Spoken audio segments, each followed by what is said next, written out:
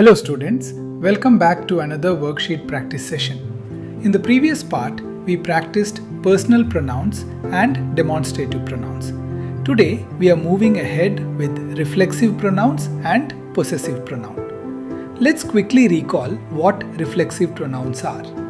They are used when the subject and the object of the sentence refer to the same person. Words like myself, yourself, himself, herself are all reflexive pronouns. Now look at your worksheet.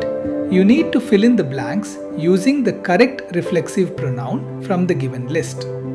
To make things clear, let's solve the first two questions together.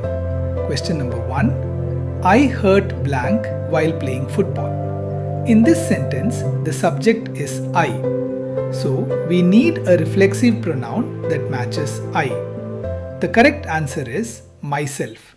So the complete sentence becomes I hurt myself while playing football. Now question number 2. She taught blank how to paint. Here the subject is she. So we choose the reflexive pronoun that matches she. The correct answer is herself. The complete sentence will be she taught herself how to paint. Now it's your turn.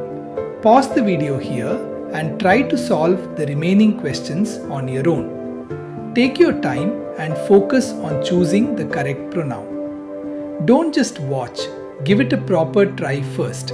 That's how you'll actually improve. Once you're done, check your answers carefully. See how many you got correct and where you made mistakes. For more regular worksheet practice, make sure to follow the channel. I'll see you in the next worksheet. Keep practicing and keep improving your grammar. Thank you.